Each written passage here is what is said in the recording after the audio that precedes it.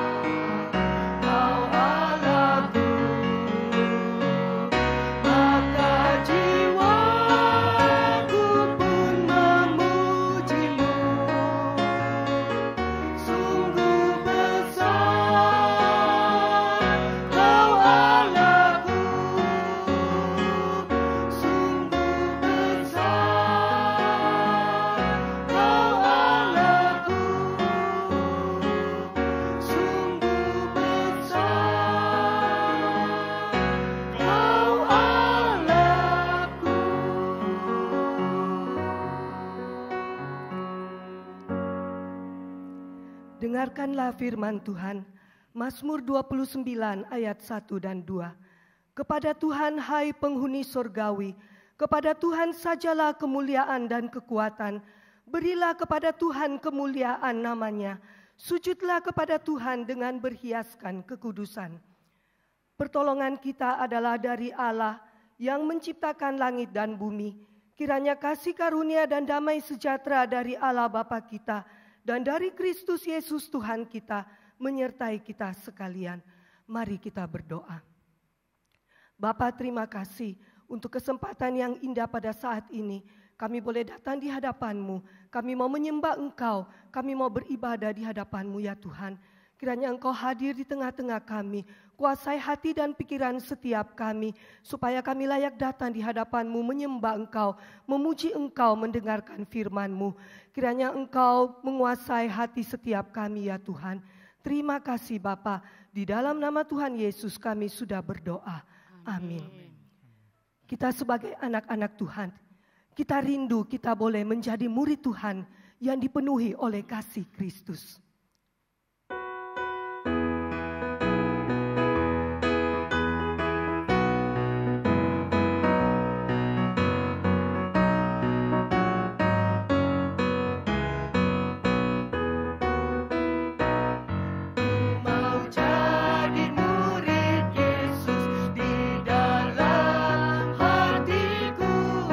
Ku mau jadi murid Yesus Tuhanku.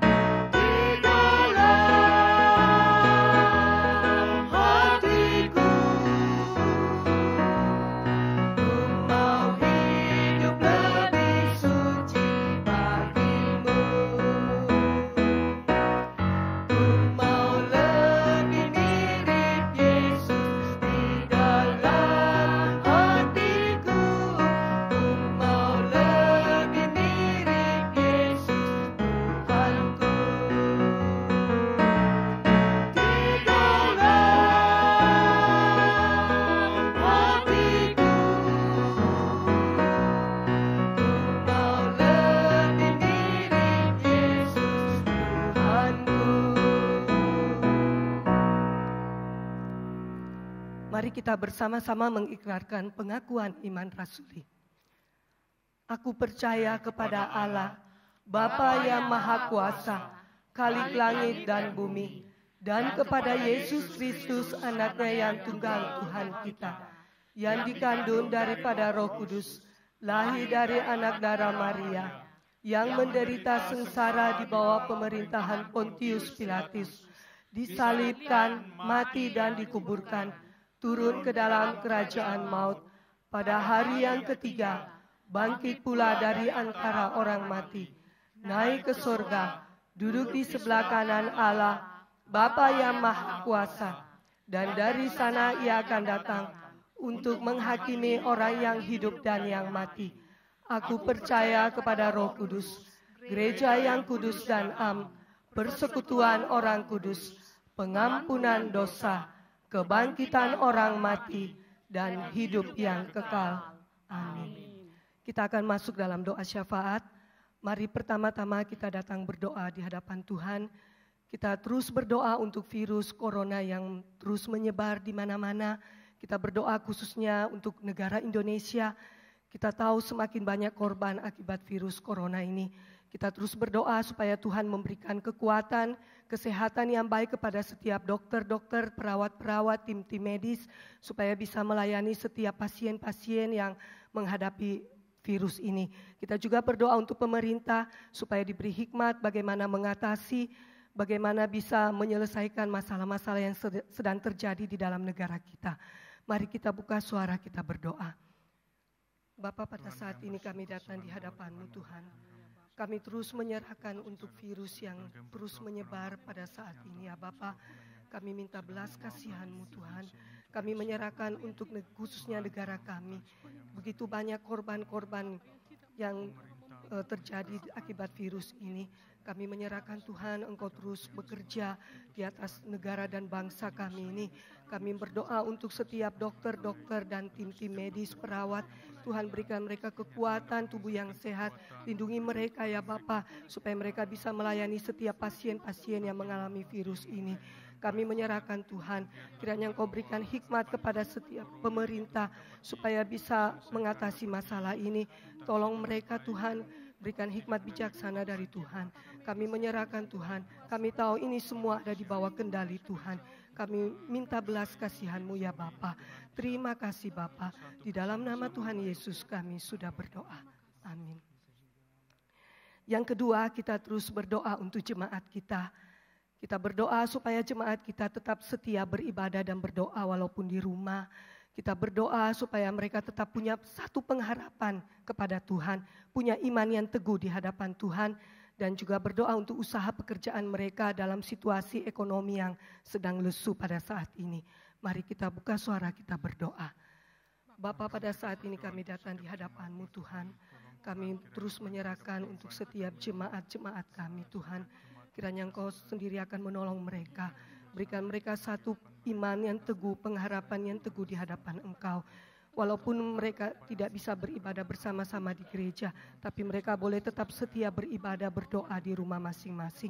Bapa, kami menyerahkan Tuhan. Kiranya Engkau sendiri akan menolong usaha pekerjaan daripada setiap jemaat-Mu.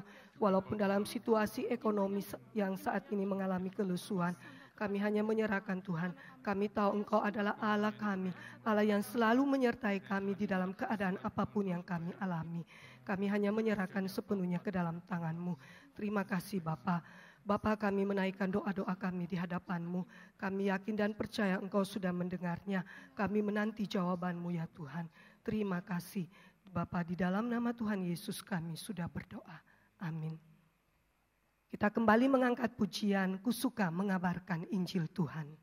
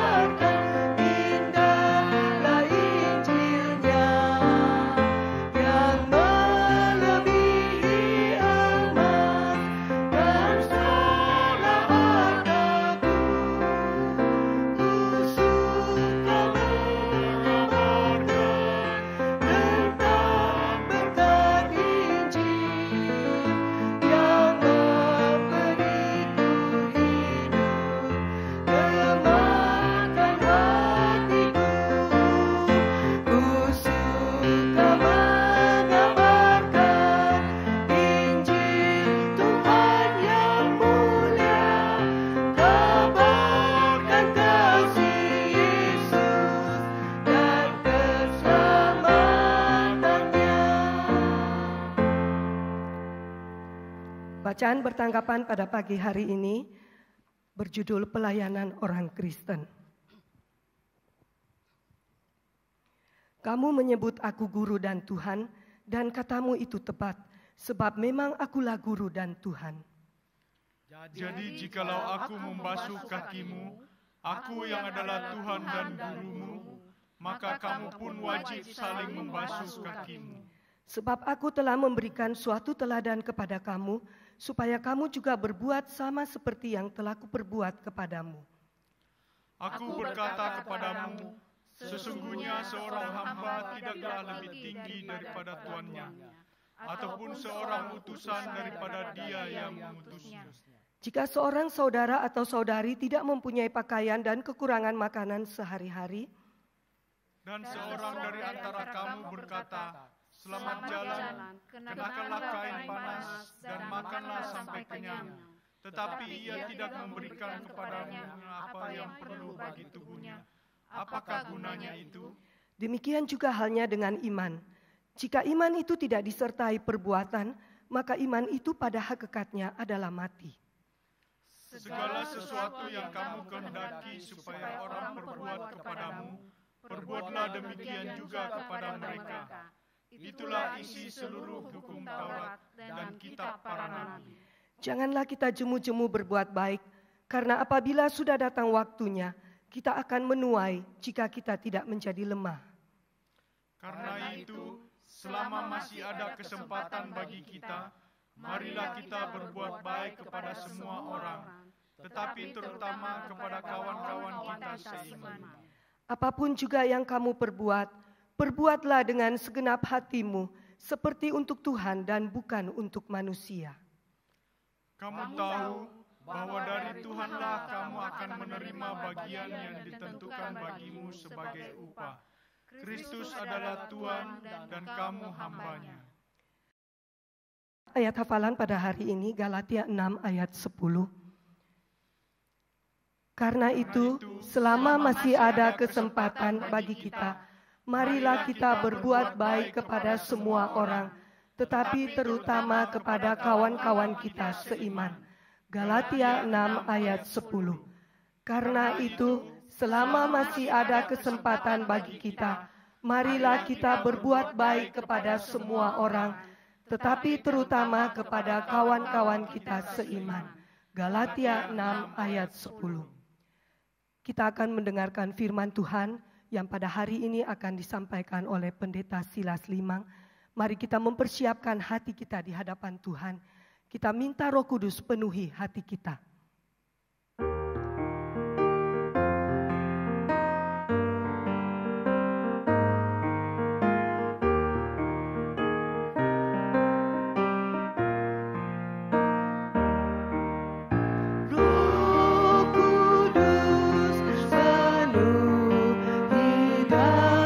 Ku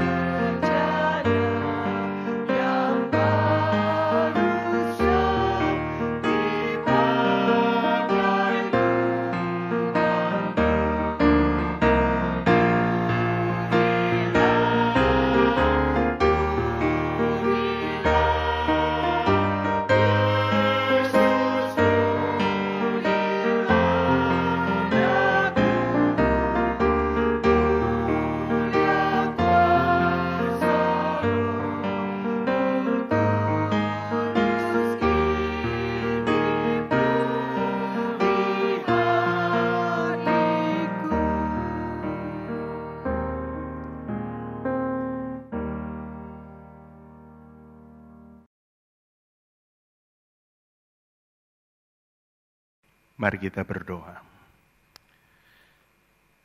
Bapa kami yang di surga, kami mengucap syukur kepadamu untuk kesempatan kami dapat beribadah menghadap kepada Tuhan. Kami rindu Tuhan disenangkan melalui ibadah kami, bukan saja dengan pujian dan penyembahan kami lewat lagu, tetapi juga melalui hati yang siap untuk ditabur oleh kebenaran firman-Mu. Berbicaralah ya Tuhan melalui kebenaran firman-Mu yang sebentar kami akan baca dan renungkan. Tuhan urapi hamba-Mu, pakai hamba-Mu di dalam segala keterbatasannya untuk menyampaikan kebenaran firman-Mu. Dan tolong kami, bukan saja untuk mengerti kebenaran firman-Mu, tetapi punya hati rindu untuk melakukannya.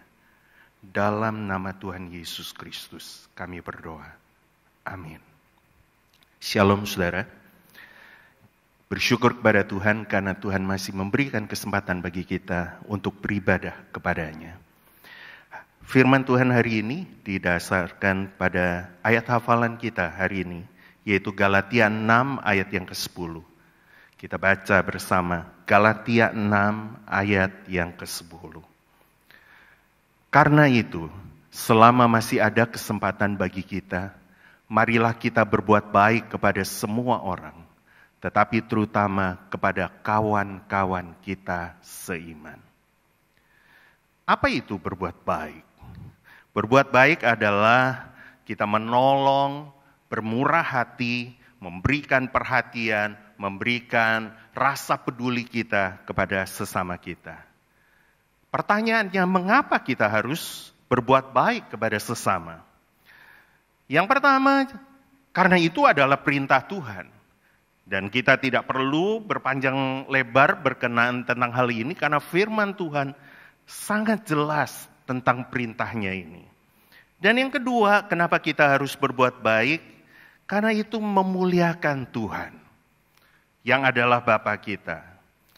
Saudara, satu waktu ketika anak kami yang pertama itu playgroup, satu waktu saya pergi ke sekolah untuk jemput.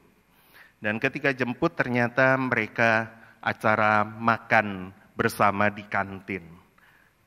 Saya pergi ke kantin dan ketika sampai di kantin, petugas penjaga kantin itu berkata, "Cari siapa?"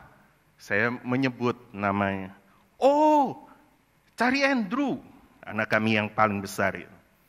Wah, lalu dia berkata, "Wah, anak ini luar biasa." Kenapa? Malah dia cerita, setelah makanan itu selesai dimakan oleh semua anak, maka anak kami itu pada waktu itu satu persatu dia datangi meja dari teman-temannya dan piring makan itu dikumpulkan satu-satu lalu dibawa kepada penjaga kantin itu. Dan pada waktu itu dia berkata, "Wah, luar biasa anak Bapak." Saat itu hati saya berbunga-bunga jelas. Kenapa? Karena pujian yang diberikan kepada anak saya itu merupakan juga pujian untuk saya. Firman Tuhan berkata, Tuhan Yesus berkata di dalam Matius 5 ayat 16, "Demikianlah hendaknya terangmu bercahaya di depan banyak orang, supaya mereka melihat perbuatanmu yang baik dan memuliakan Bapa di surga." Perbuatan baik kita, kemurahan hati kita, kepedulian kita kepada orang lain, itu membawa pujian orang bagi Bapa kita yang di surga. Yang ketiga, mengapa kita harus berbuat baik? Karena itu membawa orang untuk mengenal Tuhan Yesus.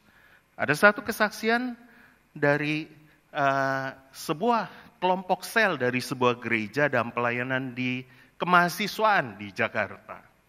Nah, ceritanya mahasiswa ini adalah belum percaya. Dia bukan anak Tuhan. Tetapi karena teman-temannya satu kampus di sekitarnya kumpul ke gereja, ikut sel grup, kelompok sel itu, maka dia ikut karena diajak. Dan ketika diajak, dia ikut dari minggu ke minggu, minggu ke minggu. Satu waktu, teman-temannya satu grup itu berbicara satu dengan yang lain. Anak ini akan ulang tahun. Apa yang kita harus lakukan? Maka mereka berunding Dan mereka memutuskan apa yang dibutuhkan anak ini. Saudara, hidup merantau itu nggak mudah. Apalagi anak ini punya kondisi ekonomi yang minim. Tinggal di sebuah kos-kosan yang sangat sederhana dan panasnya minta ampun di kota Jakarta itu. Kipas angin pun dia tidak mampu untuk beli. Maka mereka berunding untuk membelikan sebuah kipas angin. Tapi apa yang terjadi?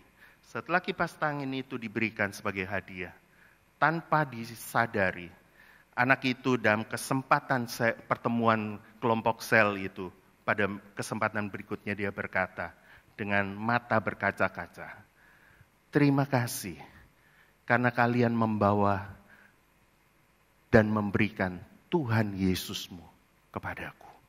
Mereka bingung semua. Apa yang kami lakukan? Lalu dia cerita, kipas angin itu mungkin bagi sebagian kalian tidak ada artinya apa-apa.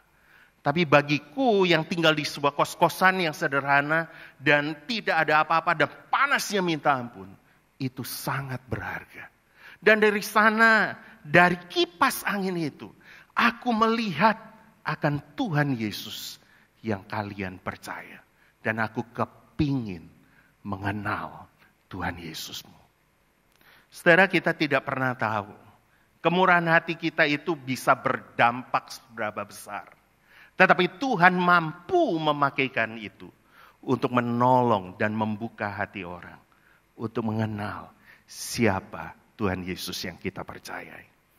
Yang keempat, mengapa kita harus bermurah hati, berbuat baik kepada sesama? Karena itu menjadi kepanjangan tangan Tuhan untuk menjadi saluran berkat Tuhan, bahkan menjadi jawaban doa dari orang itu. Saudara, kita tidak pernah tahu apa yang terjadi di dalam kehidupan orang-orang di sekitar kita yang membutuhkan ketika mereka menerima kemurahan hati kita. Mungkin ada di antara mereka yang sudah berdoa berhari-hari demi uang sekolah anaknya yang dia harus bayar. Dan dia tidak tahu bagaimana harus membayar. Tetapi ketika kita mengulurkan dan dia melihat, wah, Tuhan luar biasa.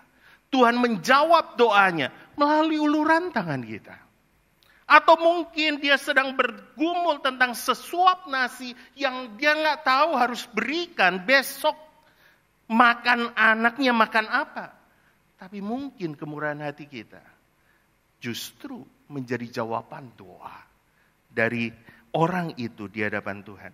Dan ketika kita tahu, ketika kita mengalami dan kita menyadari, ternyata apa yang aku lakukan itu menjadi jawaban doa dari orang itu. Betapa bahagianya kita. Betapa bersyukurnya kita. Betapa sukacita yang ada di dalam hati kita. Yang kelima, mengapa kita harus berbuat baik kepada sesama? Karena itu menumbuhkan rohani kita.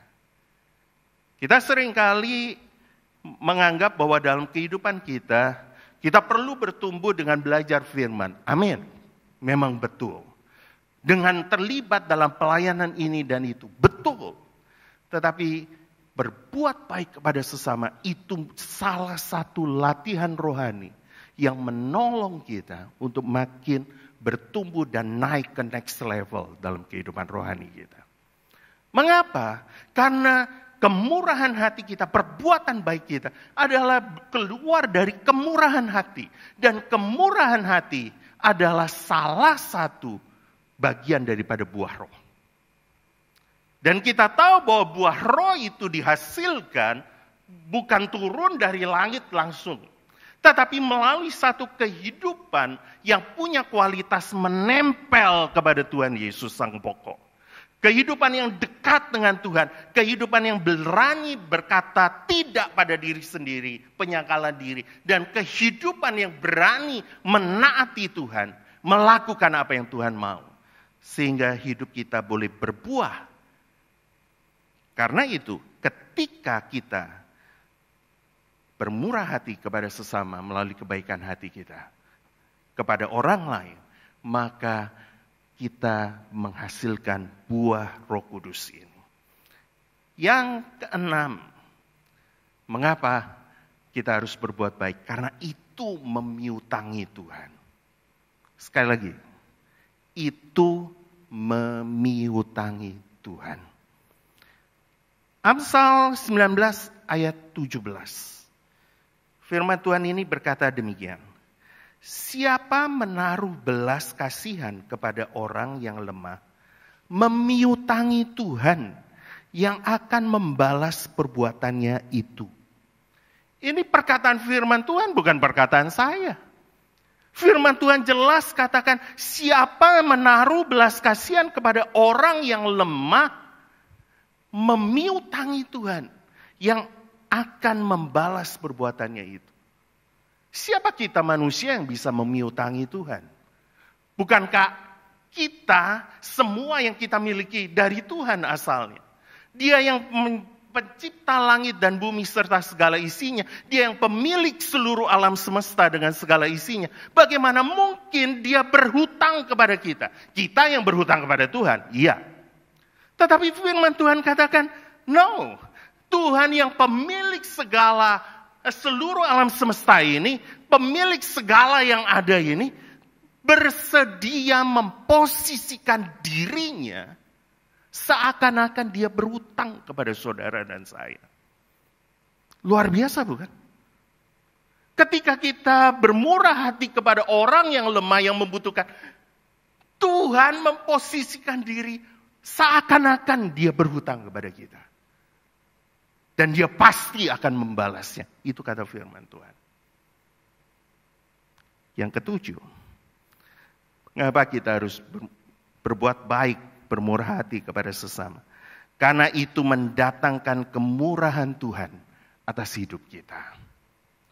Memang benar hidup kita itu semua karena kemurahannya. Iya dan amin. Kita ada hari ini sebagaimana kata sebuah pujian, aku ada saat ini semua karena kemurahan Tuhan. Amin.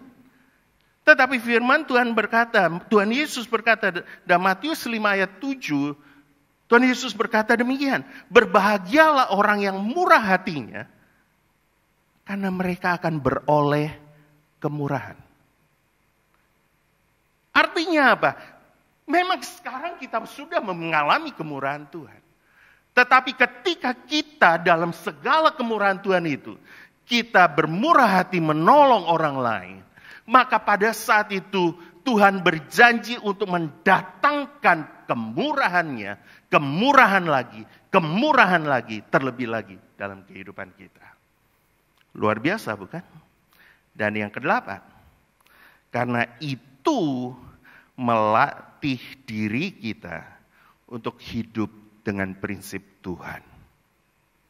Saudara, prinsip dunia sangat jelas. Lebih berbahagia menerima daripada memberi. Kita suka diberi kado oleh orang. Kita suka mendapat untung. Kita suka mendapatkan semua yang baik dari pihak lain kepada kita. Daripada memberi kepada yang lain. Tetapi prinsip Tuhan berbeda. Firman Tuhan jelas berkata, lebih berbahagia memberi daripada menerima. Kadang-kadang bagi kita berpikir, nggak masuk ke akal. Tapi itu firman Tuhan selalu ya dan amin. Dan ketika kita belajar menaati perintah Tuhan ini, kita belajar untuk membuat dan melatih hidup kita. Bukan hidup sesuai dengan prinsip dunia. Tetapi hidup sesuai dengan prinsip Tuhan. Bukankah apa yang kita telah renungkan di atas, ada 8 hal di mana mengapa kita harus melakukan kebaikan kepada sesama. Ada terlalu banyak kebaikan bagi kehidupan kita ketika kita melakukan kebaikan itu kepada orang lain. Karena itu Paulus melalui firman Tuhan ini mengatakan, karena itu selama masih ada kesempatan, berbuat baiklah kepada semua orang. Berbuat baiklah kepada sesama kita. Yang berikut, kalau begitu, aku mau belajar berbuat baik.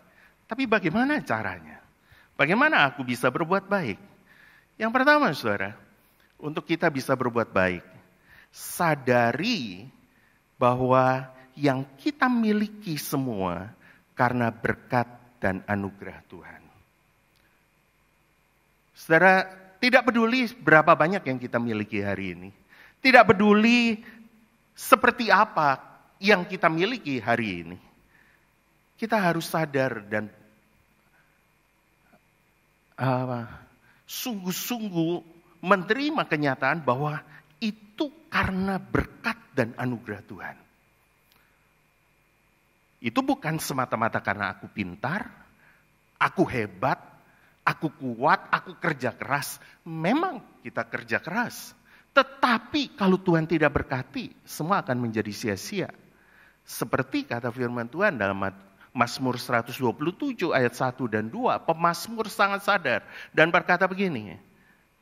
Jikalau bukan Tuhan yang membangun rumah, sia-sia usaha orang membangunnya.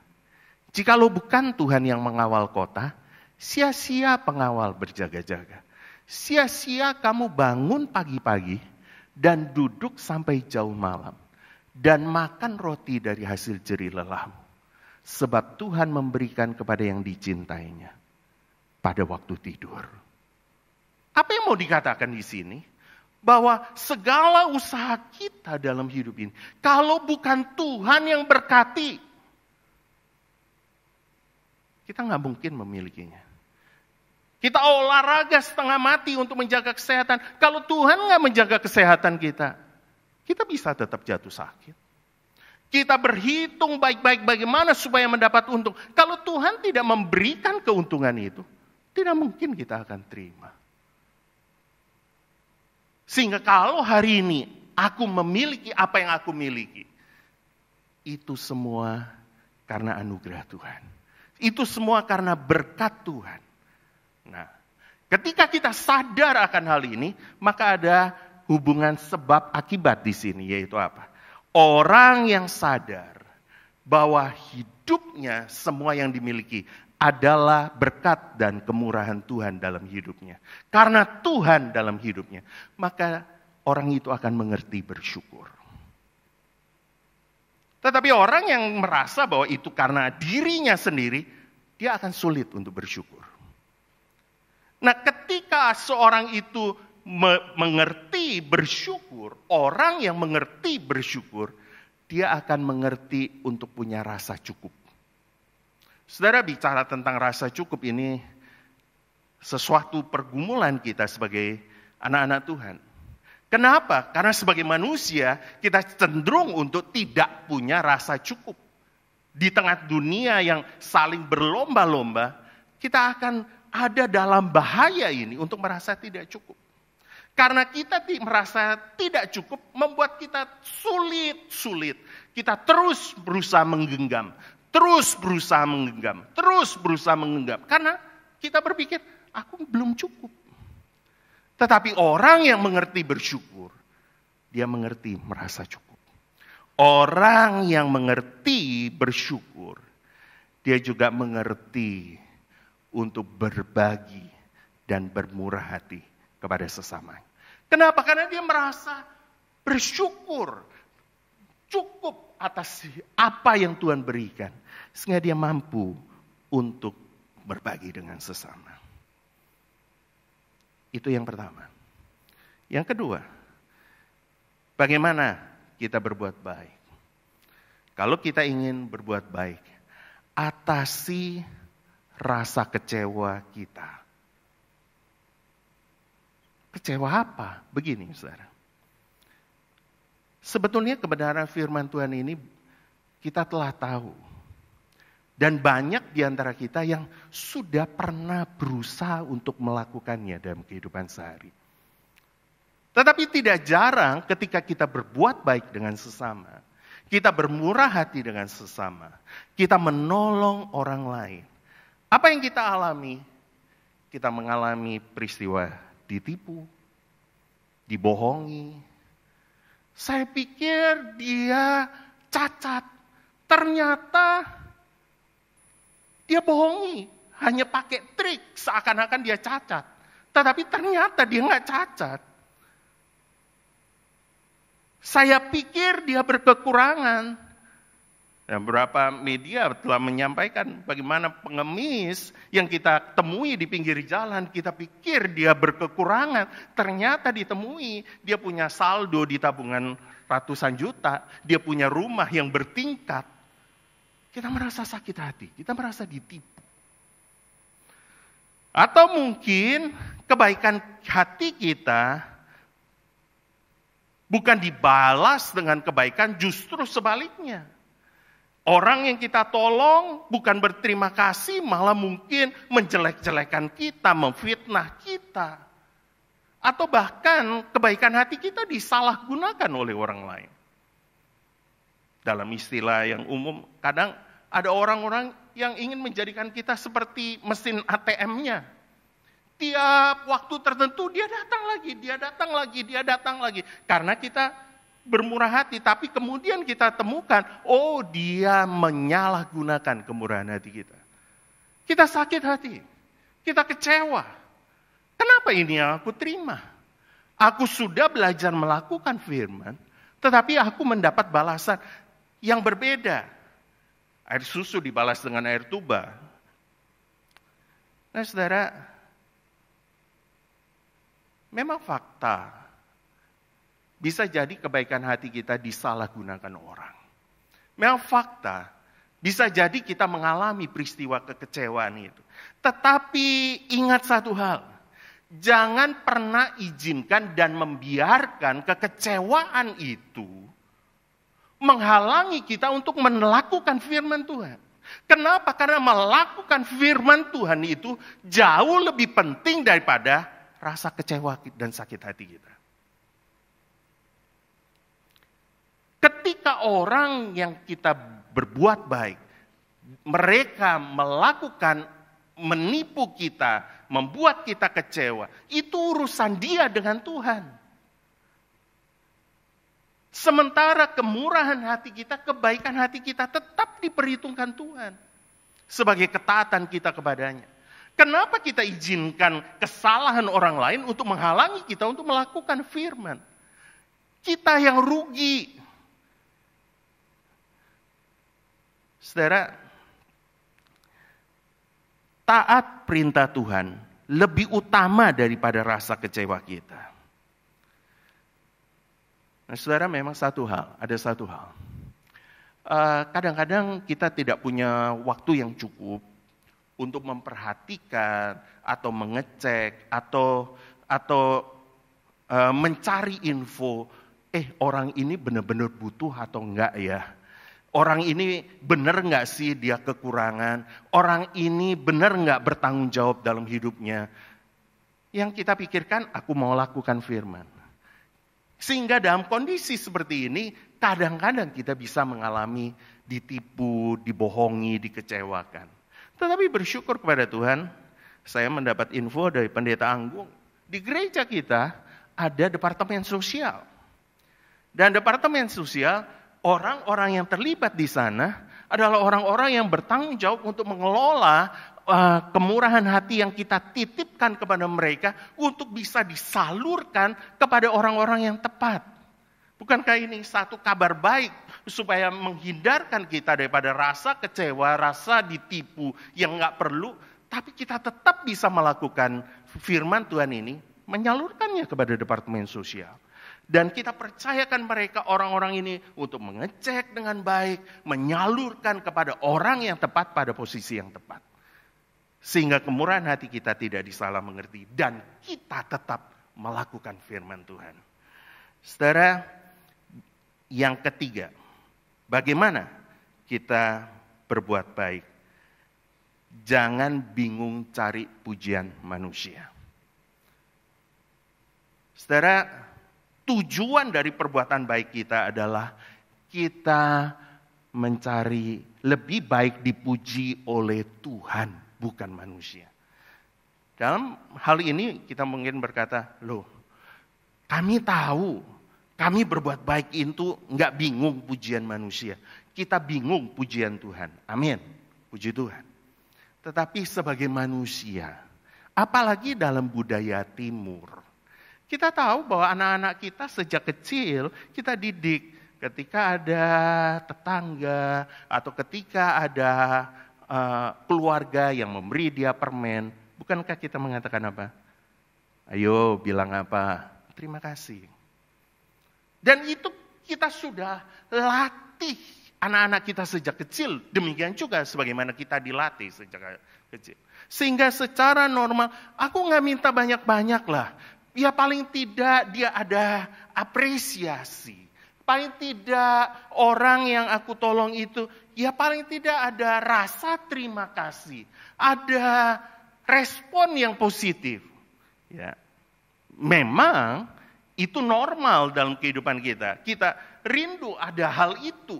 Dan itu menghibur dan memberikan dorongan untuk kita lebih melakukan. Tetapi tidak jarang kita bertemu dengan orang-orang yang khusus. Saya suka dengan kalimat ini. Khusus. Secara normal orang itu ditolong pasti akan berterima kasih. Tetapi ada orang-orang yang khusus yang berkelakuan khusus. Kita menolong, dia bukan berterima kasih. Dia mungkin tetap memberikan muka jeleknya kepada kita. Dan kita merasa mangkel sekali akan hal itu. Orang yang kita tolong, dia bukan berterima kasih. Dia mungkin malah merasa, ya memang seharusnya kamu tolong aku. Karena kamu berkelebihan dan aku berkekurangan. Jadi kamu memang harus menolong aku. Kalau kamu nggak nolong aku, kamu yang salah, bukan aku yang salah.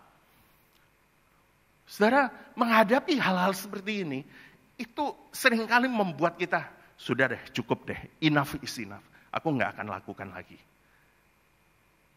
Tapi, jangan izinkan pujian, apresiasi manusia yang tidak kita dapatkan menghambat kita untuk melakukan firman ini. Satu waktu ada anak Tuhan bersama temannya pergi ke sebuah toko majalah. Nah, sekarang sudah agak berkurang masa ini.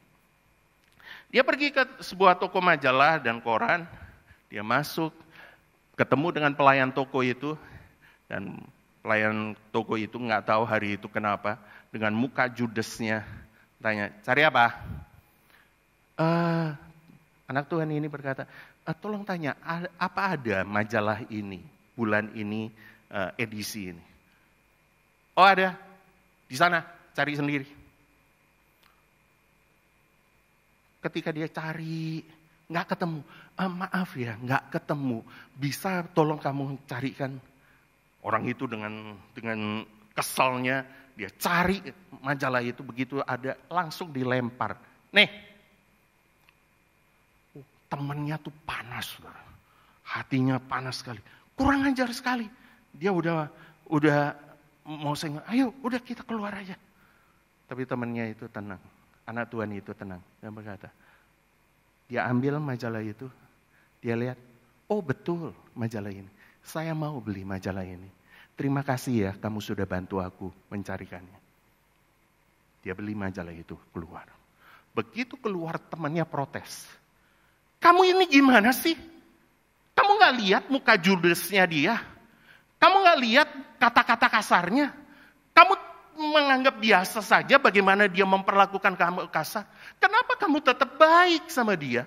Kenapa kamu tetap begitu sopan, begitu halus untuk memperlakukan, bahkan masih berterima kasih sama dia, tetap kamu beli. Kalau saya mah sudah dari tadi keluar. Dengan santai anak Tuhan itu berkata begini, kenapa sikapku harus ditentukan orang lain? Kenapa kebaikan hatiku ditentukan orang lain? Dia mau bersikap seperti itu, biarkan dia. Tetapi aku mau bersikap seperti apa, aku yang menentukan. Itu menunjukkan kualitas diriku. Demikian juga kemurahan hati kita. Kemurahan hati kita jangan ditentukan objek penerimanya. Tetapi ditentukan kita sebagai subjeknya. Seberapa murah hati kita, itu penentunya. Kalau memang aku mau bermurah hati, orangnya mau seperti apa, responnya seperti apa, itu urusan dia dengan Tuhan. Tapi aku tetap mau melakukannya, karena aku anak Tuhan. Dan aku sebagai anak Tuhan punya kualitas murah hati. Yang keempat, bagaimana aku berbuat baik? Mulailah dari hal-hal yang sederhana. Apa yang kita bisa lakukan? Dalam hal-hal sederhana, kemurahan hati itu tidak ditentukan oleh berapa banyak yang kita miliki dalam hidup kita. Tetapi sangat ditentukan pada seberapa murah hatinya kita. Kadang-kadang kita berpikir, ya udah deh, nanti deh. Kalau Tuhan berkati hidupku lebih lagi, nanti ini aku belum settle hidupku. Nanti kalau hidupku sudah settle, anak-anakku sudah lulus semua, aku sudah berkecukupan, aku akan beri. Kenapa kita menunda-nunda? Kemurahan hati kita bisa sangat sederhana kita lakukan. Dengan apa yang Tuhan sudah berikan dalam diri kita. Sekali lagi, kemurahan hati itu tidak ditentukan berapa banyak yang kita punya. Tapi berapa murah hatinya kita. Satu waktu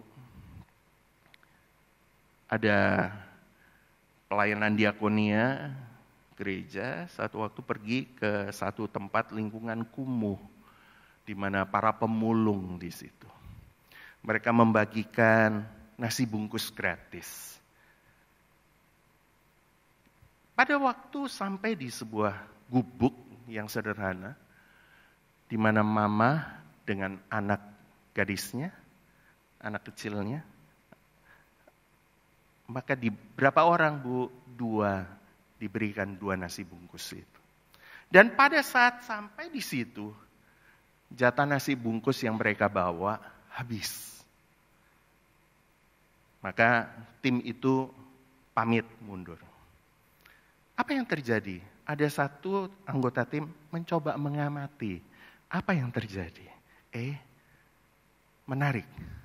Ketika tim itu mundur, ibu ini bicara dengan anak perempuannya itu. Nak, tolong bawakan nasi bungkus 1 ini ke tetangga di belakang. Anak itu bingung. Mah, bukankah kita berdua? Iya. Dan nasi bungkus ini cuma 2. Iya. Lah kenapa kok 1 dikasih ke belakang? Si mama dengan bijak mengatakan begini. Nah, kita cuma berdua. 1 bungkus ini berdua cukup. Sementara tetangga di belakang, mereka berempat, mama dan 3 anak. Dan mereka gak dapat nasi bungkus itu. Mereka lebih butuh. Bagi 1 ini untuk mereka.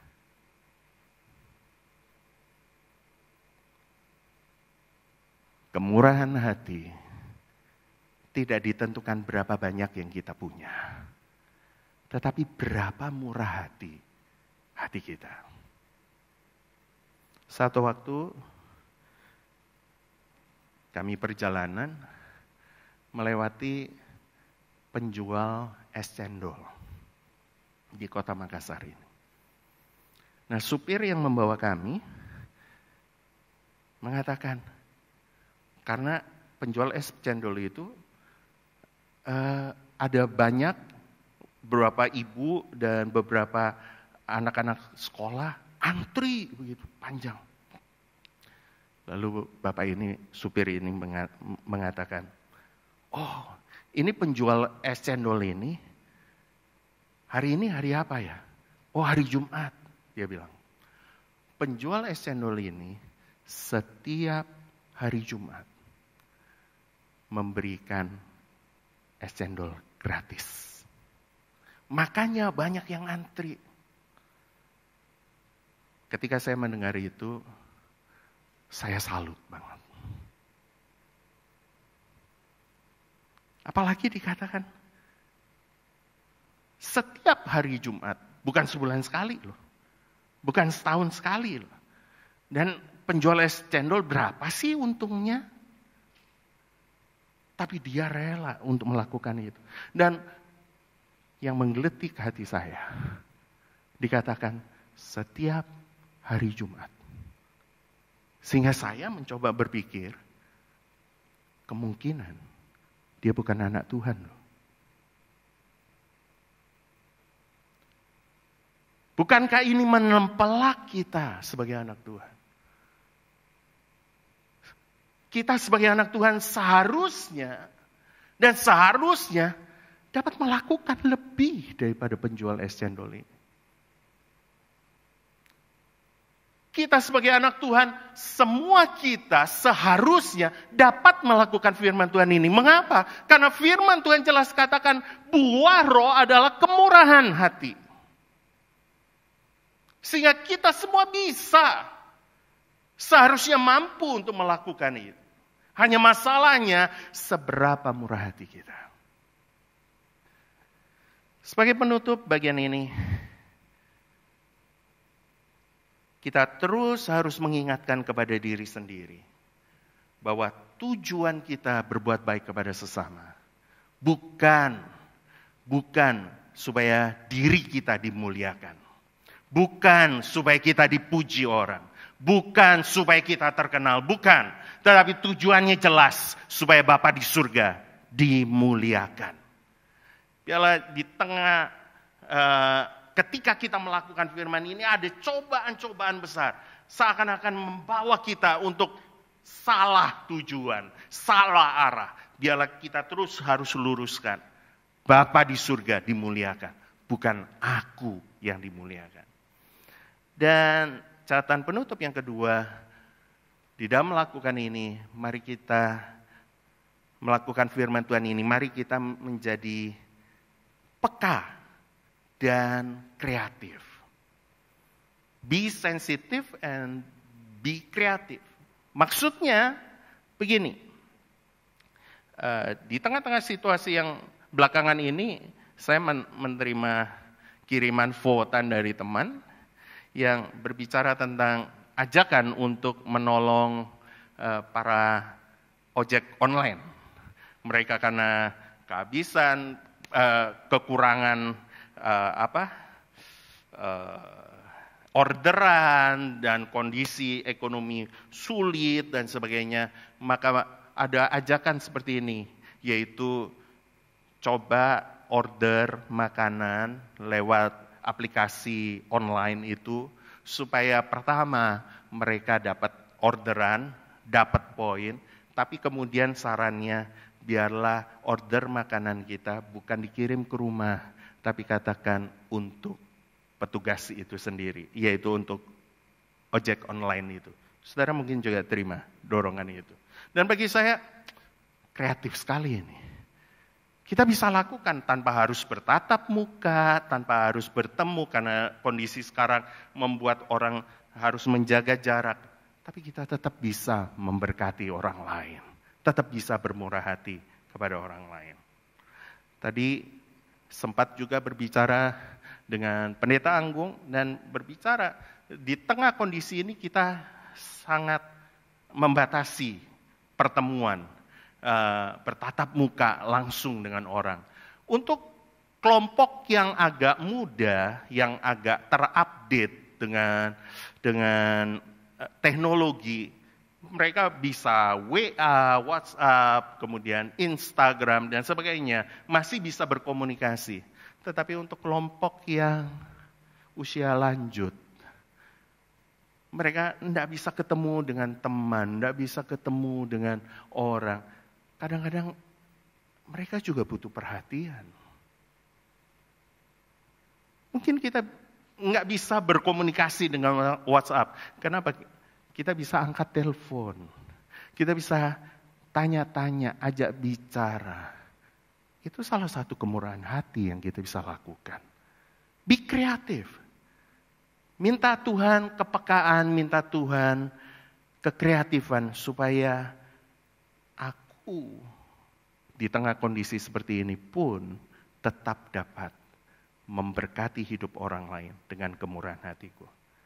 Dan penutup terakhir, mari kita menjadi pelaku firman.